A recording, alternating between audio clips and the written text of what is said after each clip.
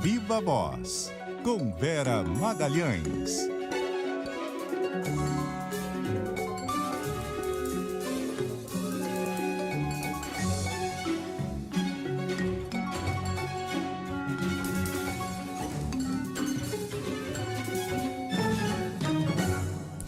E aí, Vera?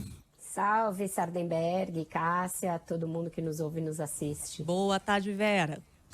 O Vera, tem aqui vários itens e tal, e você queria começar por qual deles? Porque a chave para o resultado, por exemplo, Vera?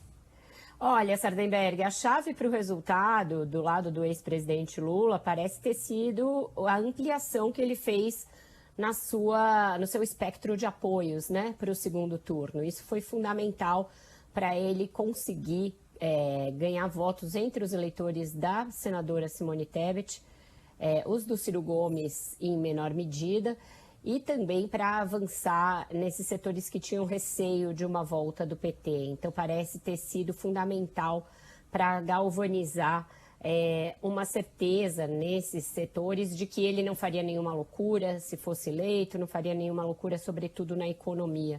E parece que nos últimos dias a radicalização de aliados do presidente Jair Bolsonaro operou uma trava num crescimento que ele experimentou, um crescimento grande nesse segundo turno. Que eu ia comentar, o presidente Bolsonaro, entre o primeiro e o segundo turno, o presidente ganhou 7 milhões de votos. 7 milhões de votos. Muita coisa que o Bolsonaro ganhou, à custa, claro, de muito dinheiro público, muita máquina, como nunca a gente viu antes, um presidente liberar tanto dinheiro em período eleitoral e dinheiro para benefício social na veia, prometendo inclusive ampliação de linhas de crédito, criação de outras linhas de crédito muito duvidosas do ponto de vista da sua sustentabilidade econômica e financeira. Então, mesmo com toda essa máquina, o Bolsonaro não conseguiu ganhar, mas avançou muito.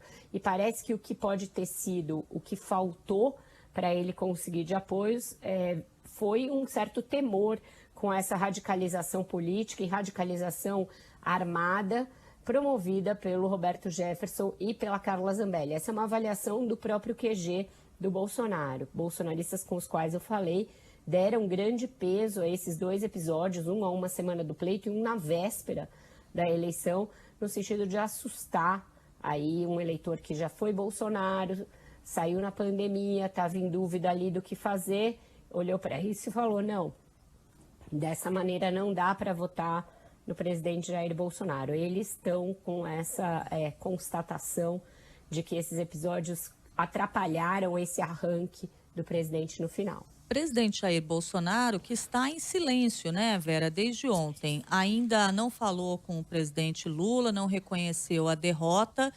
E me parece até que essa atitude, mais do que prejudicar o outro lado, já que a vitória já está dada, já foi reconhecida pelas instituições, não tem como mudar isso, pode acabar prejudicando o próprio presidente Jair Bolsonaro no sentido dele ir perdendo capital político na medida em que insiste nessa postura, né? Por parte do core menos radical do seu eleitorado, isso com certeza vai produzir a sensação de que realmente o Bolsonaro não estava disposto a aceitar democraticamente o resultado da eleição. Mas nas franjas mais radicalizadas desse mesmo eleitorado e dos seus apoiadores no Congresso, isso é sempre estimulado e isso é sempre bem recebido, porque essa é uma câmara de eco de radicalização e de discurso de radicalização, Cássia. Então tem, dentro do eleitorado bolsonarista, que saiu gigante dessa eleição, tem variações quanto a como são entendidas essas mensagens, né?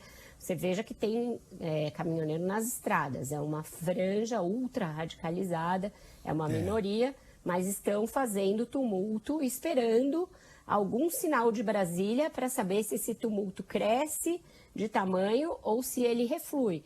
Então, é sempre um setor, um segmento mais radical do bolsonarismo que fica à espera do comando vindo do Bolsonaro. E ele está demorando, ele se reuniu com o Braga Neto pela manhã, com outros ministros, tem aí um monte de zum a respeito do que ele pretenderia fazer, mas as pessoas com as quais eu converso não parecem dispostas a embarcar em nada que seja um choro de quem não aceita o resultado, nem os ministros civis, e eles me dizem que nem os militares estariam nessa disposição, os da ativa nem um pouco, o alto comando muito menos, nem mesmo o ministro da Defesa. Ele pode conseguir apoio aqui e ali, por exemplo, de um general Heleno, do próprio Braga Neto, do general Vilas Boas, que fez um tweet ontem com uma série de observações a respeito do que implicaria a vitória do Lula, mas não do pessoal da ativa.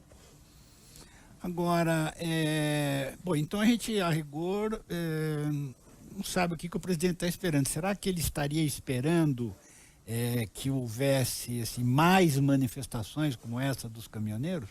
Eu acho que certamente ele esperava que mais pessoas fossem às ruas em sua defesa, Sardenberg, e não esperava, por exemplo, que o Arthur Lira fosse prontamente reconhecer o resultado da eleição, que ele estivesse ali ao lado do Ricardo Barros, que é líder do governo, que até o Ricardo Salles tivesse feito um tweet dizendo que agora é hora de aceitar o resultado.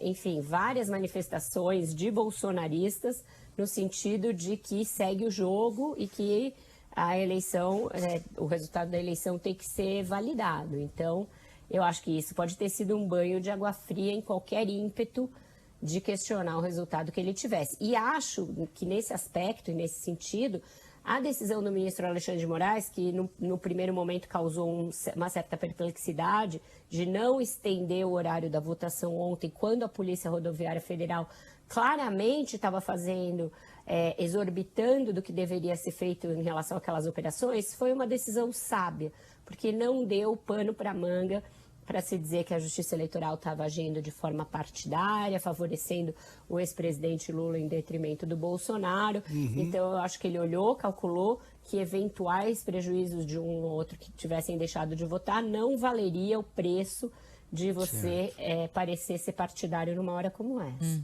E fica o desafio agora, né, Vera, para o presidente eleito de lidar com um país que se mostra bastante dividido, né? É o maior desafio de todos, Cássia, juntamente com a governabilidade, porque eles são da mesma natureza e eles vão correr em paralelo. A gente vai ter uma oposição dentro do Congresso, que se divide entre uma oposição com pendor democrático e outra que atua nessa toada do questionamento às instituições e à própria democracia. É um trabalho dos partidos e do Lula isolar essa ala mais radical da oposição dentro do Congresso e na sociedade operar um processo de detox. Não é possível que as pessoas exacerbem tanto a polarização a ponto de romper com familiares, de dizer... Hoje, o meu marido estava no clube que a gente frequenta e tinha uma pessoa dizendo que vai cancelar e dar um casamento em Trancoso porque não põe mais o pé no Nordeste. E as pessoas falam isso com ares de convicção, de quem está falando uma coisa muito séria. Isso é uma coisa muito louca e tirar esse chip da cabeça das pessoas vai exigir muito de nós da imprensa, do novo governo e da sociedade, dos pensadores, dos artistas como um todo. Bom, a transição ainda não resolvida e esse é um problema complicado, mas a ver, Vera, você está ouvindo também que o Alckmin seria o cara da transição?